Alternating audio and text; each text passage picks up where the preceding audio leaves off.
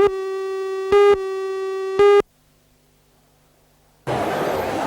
Institute of Industrial Arts awarded prizes in the three categories of wood technology, metal technology and drawing. This cedar roll-top desk took Peter Murphy of St Francis Xavier 3 months of his HSC year and $1,000 worth of cedar to design and construct. He took out first prize in the wood technology category. Dean Heffron showed an inventor's flair with his quadricycle, which won him the prize for metal technology. The unusual vehicle was fully designed, welded and finished by the Year 12 student and has already attracted many an interested comment as he cycles it around his Avondale home. And a very detailed and correct drawing of a Lockheed TriStar earned Jay Doucher, Year 9 student from Louisville, first prize in the drawing section. Second and merit prizes were awarded in all categories.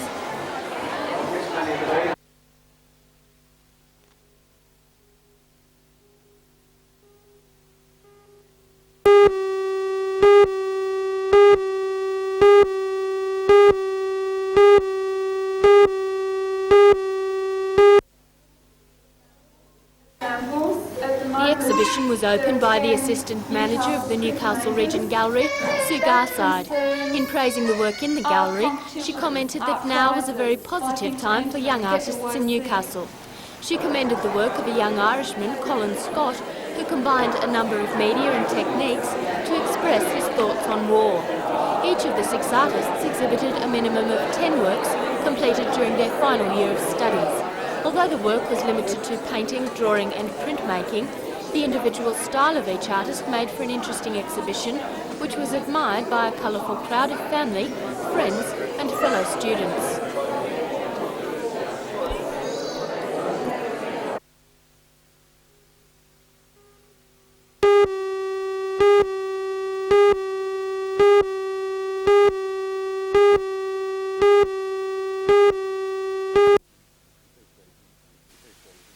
People whose income is not particularly high very often, the first temptation will be to stop taking the tablets. The long-term risk that this implies are very serious. Poor blood pressure control over a period of years can lead to much higher risk of stroke, heart disease and kidney disease. For non-pensioners, the rise in charges is significant. At the top end of the range, blood pressure tablets such as Capitrol and Renatec have risen from $5 to the maximum of $10. Those used in mild cases such as Clotride and Diazide have only risen $1 from $5 to $6. But to offset these rises, the government announced that for a family unit, after the first 25 scripts, there would be no charge. But according to Dr. Major, many high blood pressure sufferers require more than one type of tablet, and that's when the cost escalates.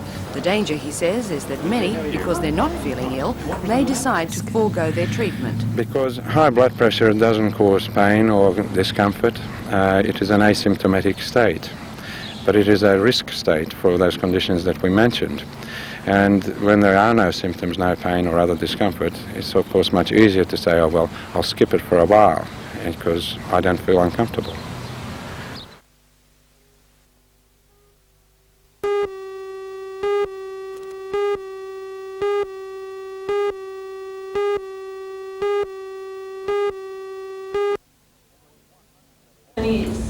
Almost 100 delegates from Labor Party branches throughout the state are attending this year's conference, officially opened today by Premier Unsworth.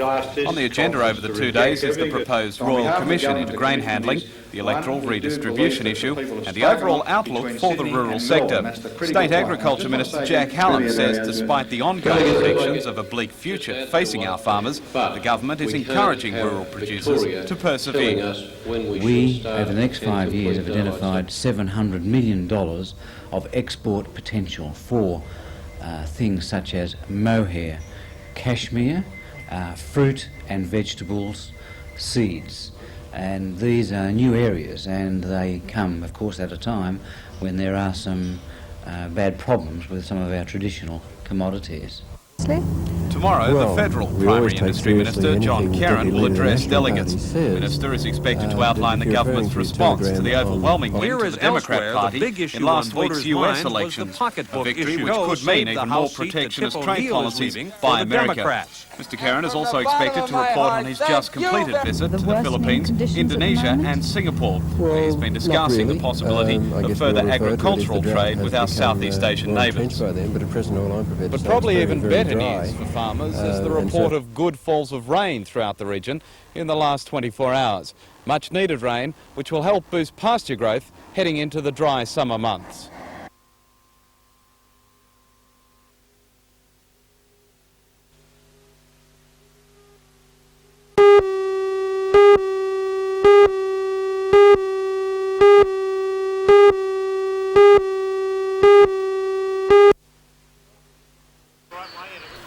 Salter is one of the region's best-known bowlers. He's represented the state and Australia, and yesterday more than 250 follow bowlers honoured him at the Waratah Club.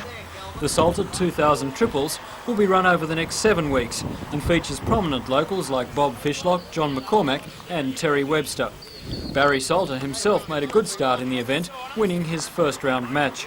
And while they were sending them down in Waratah, at Bulahdelah they were horsing around.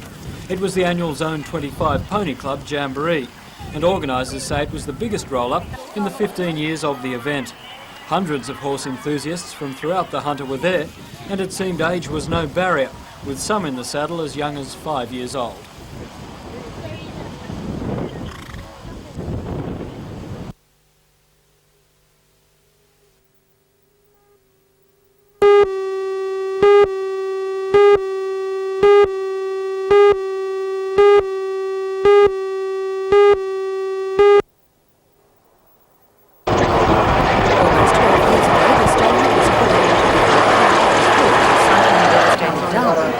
Maintenance and repair facilities provided by Strait helped the people of Darwin then, and she still plays an important role as a floating factory.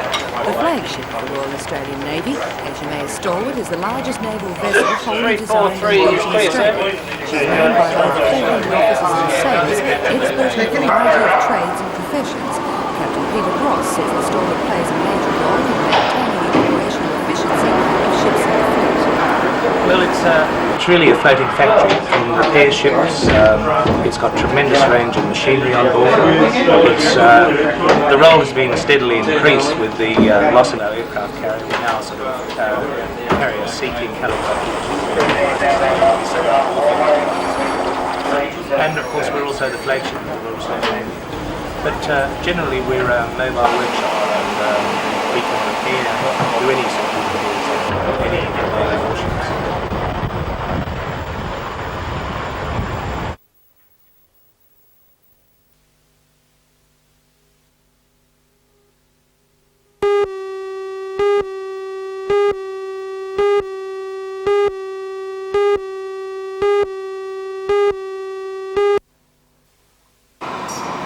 This is the first time these hydraulic shears have been used in Newcastle. Only 2 other units exist in Australia. The demolition company, Top Hole Excavations, purchased the $500,000 equipment to crunch through the Garden City job in record time. In just a week, the shears cut through and demolished 2 floors of a shopping complex. The shears are basically a one-man crunching machine. They have the capacity to lift an 8-ton piece of steel from the ground and bite through it cleanly, quickly and quietly. In cutting through this 8-inch reinforced concrete floor, it also cuts the steel webbing, a job usually done separately by oxy cutters. The real advantage of the shears, according to engineer Pierre Delaray, is that they replace oxy cutters to cut through large fuel tanks and pipes used to carry toxic substances, thereby removing the danger to the worker. The company expects to finish demolition at Garden City in 1 more week.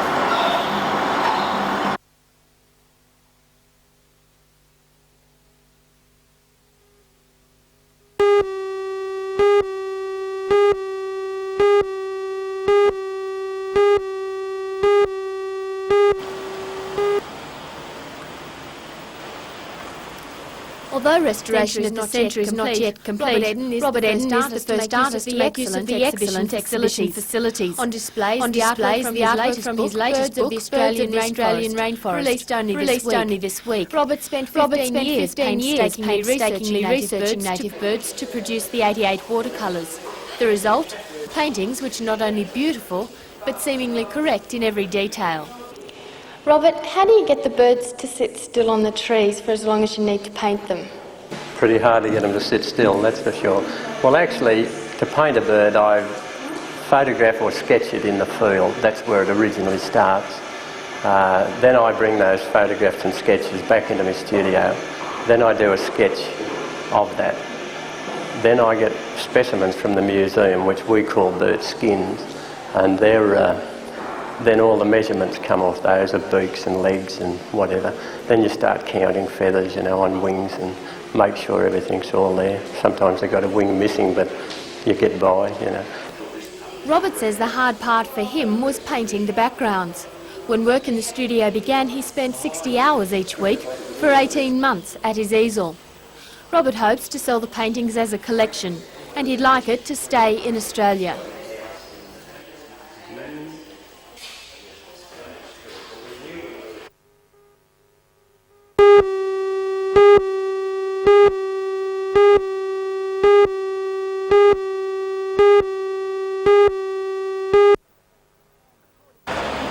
According to the Family Planning Association, its name is letting it down.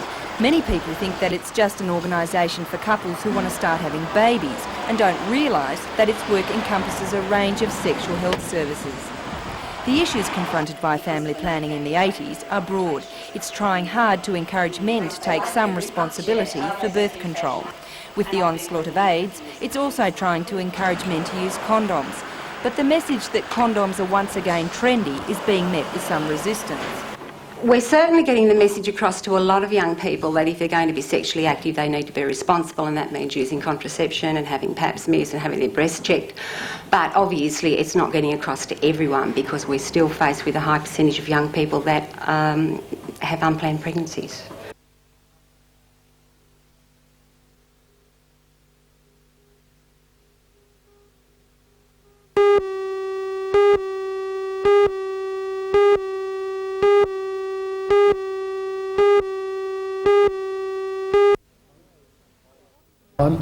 According to Lord Mayor John McNaughton, Newcastle City Centre needs a good shake-up. He says there's a general lack of activity, a deterioration of property and problems with parking, traffic and public transport. Alderman McNaughton says all these issues will be addressed in the workshop to be conducted by the Institute of Cultural Affairs. What I hope to come out of it is an action plan for what the community in the inner city, particularly the business houses, want to see happen. So we've got an action plan that we can discuss in the community, and the council can then work on what needs to be done and get on with the job. Peter Rundle from the Newcastle Chamber of Commerce supports the idea, but he says he wants to see action as quickly as possible. The Chamber wants a number of measures, such as a free bus service into the city from outlying car parks, to be tried. The Lord Mayor says these ad hoc measures would be impractical for legal reasons, but they've been attempted in other cities with little success.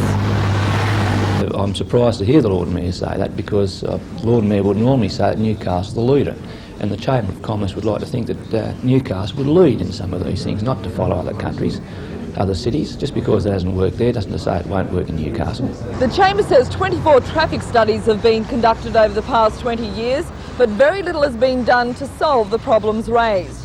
The Chamber wants to summarise those studies and submit it as part of its presentation at the workshop.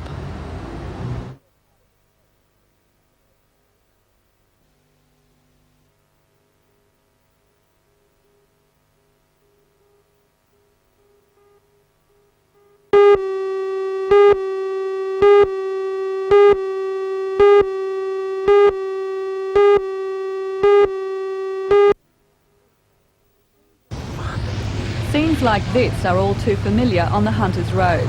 In an emergency, rescue squads, paramedics, ambulance men and police battle to save the lives of those involved. But so far this year, 94 people have died in road accidents in the Hunter region, almost 30 more than the same period last year. The traffic authority statistics are worked out on local government areas and not police districts. Therefore, they differ slightly from police figures.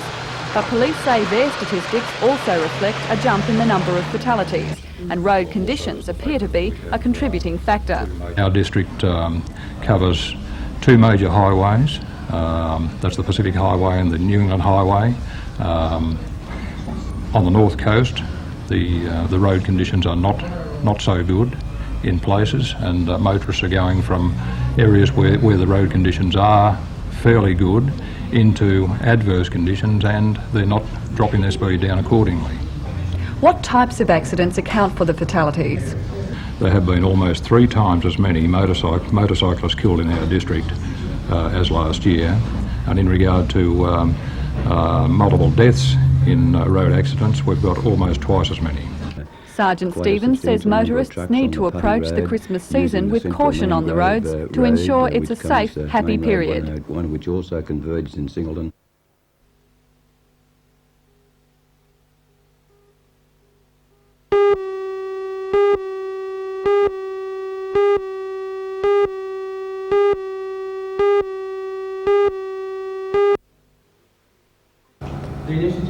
At present, a healthy relationship exists between the big corporations of Australia and China. But it's the smaller businesses and industries that trade experts say are missing out on a multi-million-dollar export and import market. And that was the topic for discussion at City Hall today. Representatives from smaller local companies discovered just what business opportunities were available from government bodies such as Strait and companies who have successfully tapped the Chinese market. In 1985, a $1,300 million Australian trade figure was reached. And to offer further encouragement from the People's Republic of China was Commercial Vice Consul Ge Lin. According to George Nathing from the Hunter Development Board, there's more than one reason why businesses should be encouraged to enter trading relationships with China. Well, China has 1,000 million people, and that in itself should give people an indication of the scope of the amount of business that could be done. But specifically, what they're looking at are specialised processes that may have been developed overseas and are adaptable to their own production systems. Even though they're capable of producing a lot of things themselves, there are large technological gaps in their methods of production.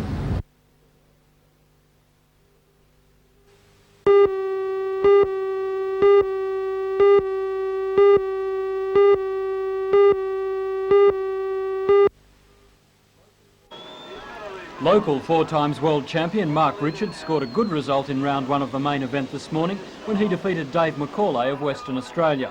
However, his luck ran out a short time ago when he came up against another former world champion, Tom Carroll, in round 2. The wounded Seagull had trouble with wave selection and was unable to put together a string of good rides. Tom Carroll received the judge's decision 5-0. Just prior to that, Hawaiian Derek Ho also made it through to round 3 with a 5-0 decision over Australian Gary Green. The action continues today at Nobby's, and then it's back to Newcastle Beach for the weekend and the finals.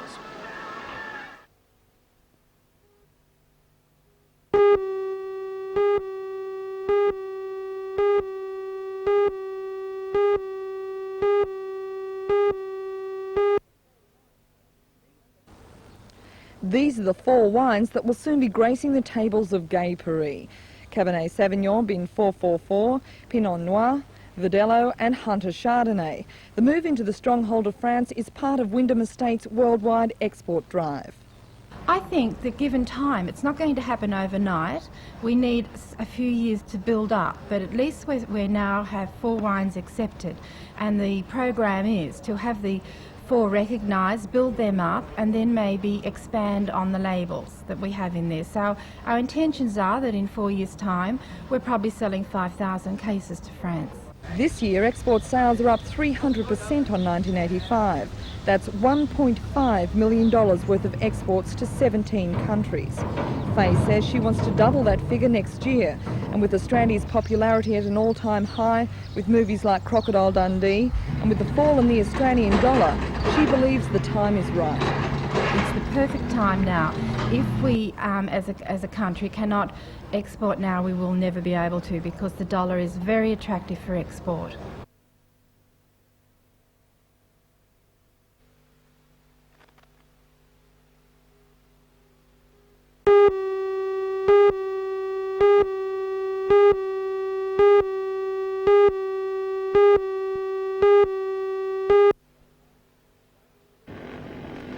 British League Green light, Steve Bishop, racing. Alan Farmer and Pretty Sean good Wilmot start. Brian contested to actually Solo Edwards Superama, chased him out. taking on Then the best came local young Aussie Todd riders. Brooks here to go out Young after Nixon, superstars and look at Dave this Edwards and rider Todd going very Wiltshire high. will be out to prove their Handsome too to recent big chase wins at out the after Motordrome him. were no The fluke, leader at the but moment, will have to Brian contend Nixon. with the Here comes experience Todd of Chris Wiltshire, and Watson, Jeff Dole Brian down Nixon, and hit the Stephen wall Davies, hard. Warren Taggart Got right away and from his Queenslander Mark He Carlson. won't get- And we Super do. sedans will also be one of And the main Ray attractions Wright on the is night, the leader. with a number of drivers Bernard travelling Roberts from the got up ACT high, and and John Wollongong. Pine said thank you very Canberra's much. Nick It was just Girdleston like and a Camiro, Buddha vacuum Big in an sucking them all RX-7 through there. and In Russell fact, Stu Egan in an Roberts is going to Oldsmobile come through on the Cutlass, inside all as well previously too. driven at the So Bernard Motordrome Roberts and could trapping prove up more that than a little bit handful for the high local has hotshots allowed John both Pine Stu and Bob Robertson Brewer, and who John have dominated Pine to get racing past. in recent Now weeks. here's John Pine going to Sidecars take will be Ray back right to on full the strength outside. for their That's a second daring appearance move, this but Pine's season going to do it. and will contest Oh, a good series drive, of scratch John and limit Pine. races, culminating in Got an the 8-rider, opportunity. 6-lap final. More. But one of the more interesting features of the night is sure to be the appearance Here of the he Nissan is Big on One, his lap. Give him a big specially wave, give him a constructed cheer. four-wheel drive, Tell him that four-wheel you really steering have Aussie enjoyed version having him of out the here. American Bigfoot. Please keep back from the fence.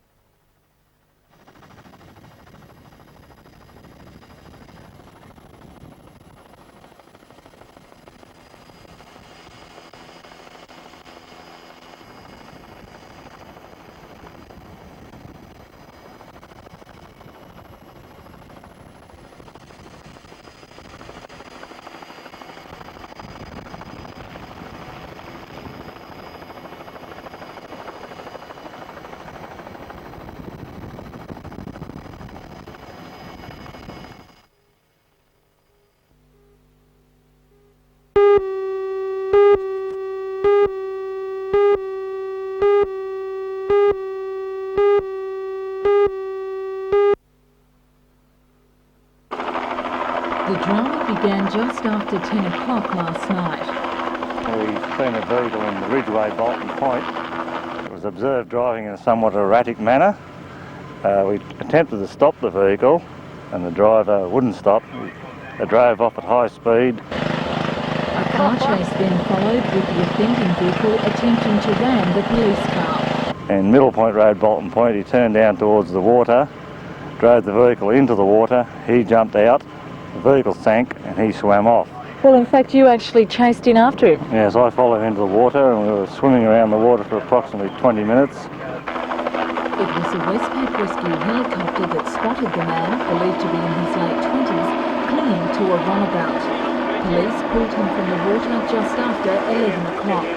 He was then taken to Wallsend Hospital. Later, police divers searched for the unregistered and uninsured car. Were there any other passengers in the car? No, there was a dog in the vehicle apparently, but it looks like the dog has drowned. Right, great, fine. Thanks very much.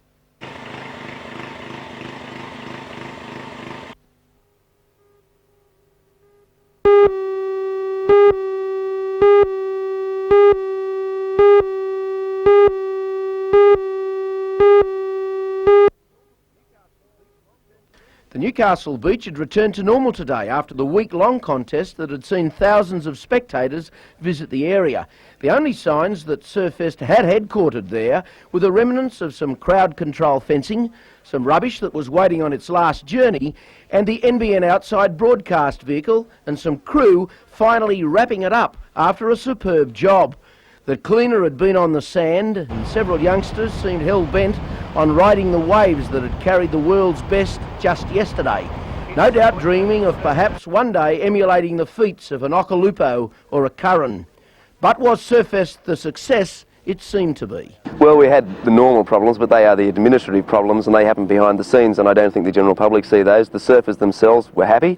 They were happy to have some surf, even though it was a little bit out of control at times. We had all that drama on Thursday, you might remember, with the storm. We had to move the contest around to Nobbies, but still surfable waves all the week through. Surfers were happy, and I think the sponsors were happy. They got their fair share of exposure. Certainly did. The big crowds turned up again. It's great to see Newcastle and the Hunter Valley and people coming in from outside and turning up at Newcastle Beach. It makes the spectacle, doesn't it? Certainly does. One of the biggest crowds anywhere in the world. I think it's only actually exceeded by the crowds in Huntington Beach over in California. I don't think they see that many people at many other surfing contests around Australia. We certainly get them here. The big names came out. In the Malibus, of course, Nat Young takes everyone back a few years, and he's pretty good still. Oh, he certainly is. He's nicknamed the Animal because of his very aggressive style in surfing back in the 60s. He's still got it. He's still the best Malibu rider in the world. And of course, the final we finished with 1-2 in the world, Okalupo and Curran, and I mean, you can't do better than that. No, you can't. And I'm pretty glad that we got the homeboy winning there because I think the crowd was ready for it. And the women, of course, Frida Zamba, #1 in the world, won the contest in Newcastle, so no complaints all around from the contestants. No, the contestants all very happy. They do love the town, they love the contest, and they're all looking forward to coming back next year. It's on again next year? Well, certainly hope so. It looks like it at this stage.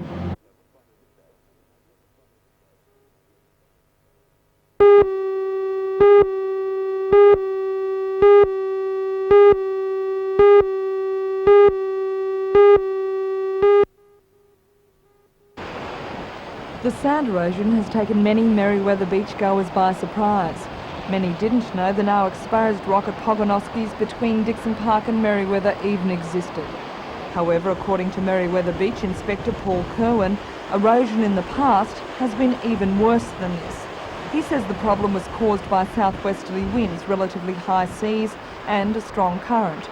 Lynn Gray from the City Council says the protective rock wall, which was built in 1975 along John Parade, has saved the remainder of the beach. He says more restoration work will be done next year, including the planting of more marram and spinifex grass and the closing off of the 2 drains adjacent to Coan Street. Much of the sand from Merewether has ended up here in the Newcastle Bards, and the council intends to clean that out tomorrow. But the news isn't all bad. According to beach experts, the problem can be solved naturally. All that's needed is a few weeks of nor'easterlies and the beach will return to its former state.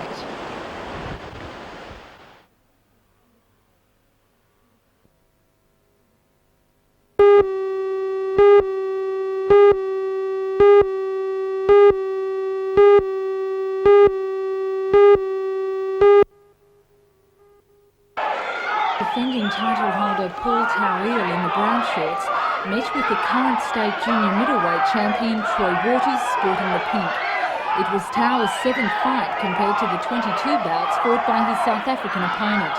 But from the early rounds, it was clear Waters was the crowd favourite. Tauil, currently rated 3rd in the world and former South Pacific middleweight champion, put up some hard-hitting power punches against the young Australian.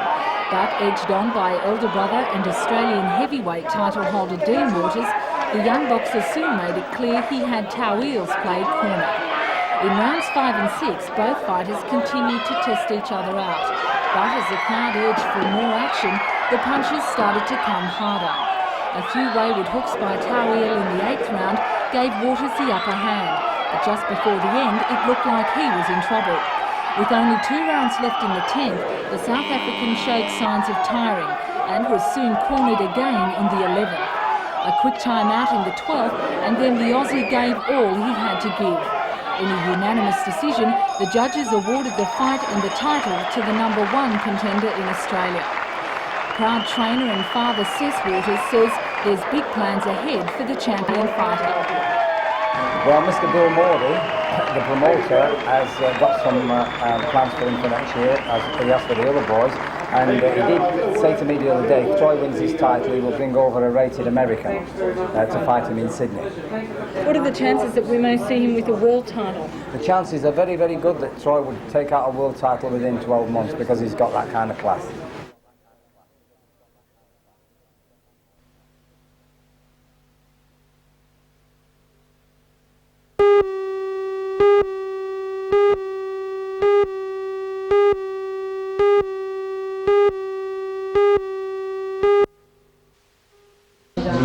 Like most teenagers who live near the beach, Matthew Kugel is an ardent surfer, devoting every spare moment to chasing the waves. Every day, every morning and afternoon. It's your favourite pastime? Oh yeah, by far. It was a passion that drew Matthew to Newcastle Beach the Tuesday before last to watch the early trials of the BHP Steel International surfing tournament. By perching on a slab of rock close by the water's edge, Matthew had the chance to talk to some of his surfing heroes. That plan was shattered by a single bolt of lightning. I was sitting on the rock and I got struck by lightning, and so did another guy who surfed for Pierre. I don't know his last name. South African Pierre Tosti was treated for shock, but Matthew's condition was far more critical. Observers and surf club officials on the beach gave him immediate first aid. A medical team from the Royal Newcastle Hospital was also on the scene in seconds. Paramedics battled to keep Matthew alive. 3 times his heart stopped beating. After treating him on the beach for about half an hour, he was rushed across the road to the hospital's intensive care unit, where his condition was stabilised. Heart specialist Bruce Bastian explains how the lightning affected him. Well, it seems that the lightning bolt probably struck him between the shoulder blades, just the back of the head, and has coursed down, the electrical current coursed down his back and exited through his heel. According to Dr. Bastian, the immediate medical care Matthew received played a big part in his quick recovery. I think in this situation, Matthew should be very grateful to the lifesavers and then the paramedics who instituted such effective cardiopulmonary resuscitation. Matthew also gives credit to the hospital staff and the support of his family and friends. My family's been really good to me, and all my friends have been unreal. What have your mates said about the lightning? Some were struck by it too, just little hits. They said it was good. Oh, they didn't say it was good. They said it was just they got hurt a bit, but they're all right. They're on holidays now, some of them. But has the experience put him off surfing, do you think? No way. It's made me more determined. Why? Because I've been out of water for a bit, and plus I want to go better, because I've seen the people who went better, like Mark Ocalupo. So as soon as you're out of hospital, what's the plan? I want to go to Queensland for a while and surf out there, and going next year's Surf Fest, hopefully.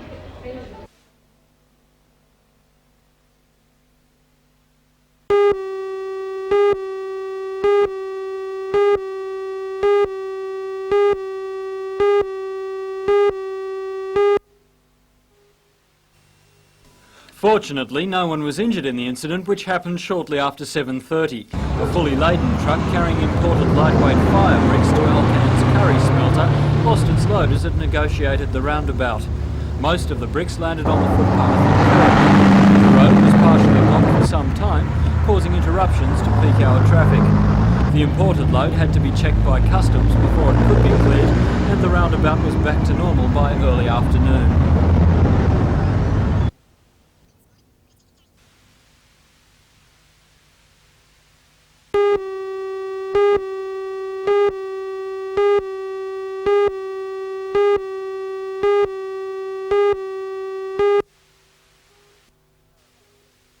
Meantime, there was an emergency at Parramatta in Sydney's west early this morning when a tanker carrying kerosene overturned. Much of its load of 18,000 litres spilled across the road, closing down the centre of Parramatta for several hours. Because of the threat of fire, brigades were called in to hose the spill with foam. The remaining fuel was pumped from the overturned tanker, which was badly damaged in the accident. Drains nearby were checked for contamination. The driver suffered minor injuries and was taken to hospital.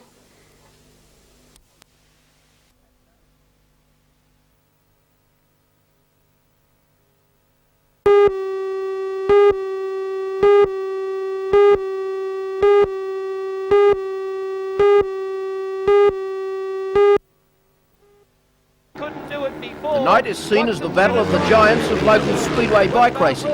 Stephen Davies, David Edwards, Chris Watson, Brian Nixon and Englishman Sean Wilmot will face each other in a series of heats, culminating in a 5-lap final. Recent clashes between the Aussies and the English Star have guaranteed some real fireworks. Sedans share top billing with the running of the Tetron Engineering Hunter Valley Super Sedan Championship, with John Pine, the current New South Wales champ, hailed as favourite, but as everyone knows, the race is never won until the checkered flag drops. Sidecars, Formula 500s, hot rods and stock cars will also feature on the big program, which starts at 7:30.